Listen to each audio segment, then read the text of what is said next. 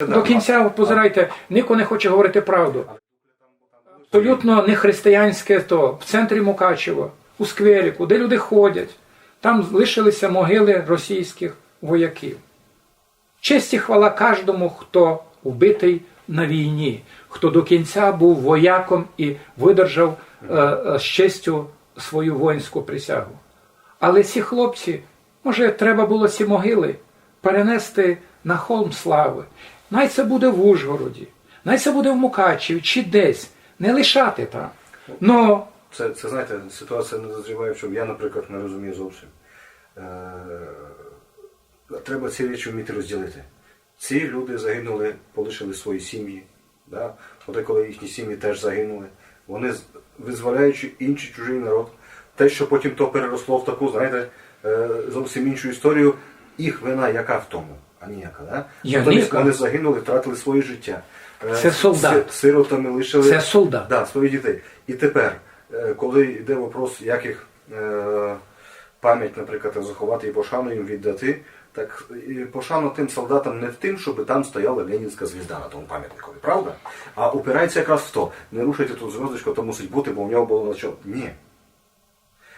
Тут треба вміти розділити. А тепер поки що ми не дозріли і не вміє ніхто, я з ким не спілкувався, ніхто не розуміє. А як то?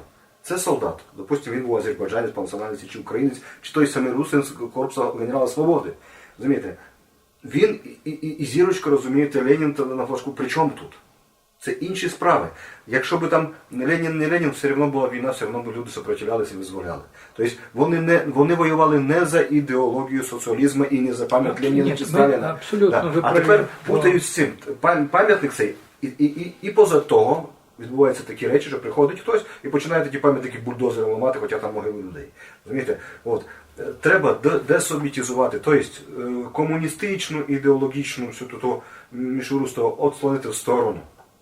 А тим людям дати пам'ять, перенести чи якось таке місце, понятно, що на дорозі десь або в скверику, або на якійсь алеї, то не мусить бути. Правда? Але воно так і було, розумієте, та традиція була, що ми будемо, як казати, ми будемо фішки свої ставити. Але тепер позирайте, вернемося до Мукачева. Попри гроби тих вояків, кожен день проходять тисячі людей. Вони не знають, що там у тому. Вони думають, що то просто дай якийсь скверик. А де це знаходиться? В самому центрі, проти мерії Мукачевської. В самому центрі театр, мерія і банк. І от...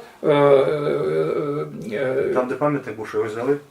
Да, от тут, там, прямо там і могили є? Ні, ну як ви з Мукачевської, як через мост, через Латорицю приїжджаєте, і круг. Знаєте круг? На Мукачеві, як в самому Мукачеві, ну театр, де, знаєте де театр? А мерія знаєте де? Так між ними 70 метрів. Так от, рівно якщо нитку провести, між ними посередині, там такий якби клумба. Але це є могили людей. Люди, кожен день проходять тисячі людей, море туристів, проводять всякі акції, я не знаю, винні фестивалі. Сидять на тому, пиво п'ють. Сидять п'ють пиво там, Могили. просто їдять просто діти гуляють. Яка пошана тим людям? А ніякої пошани.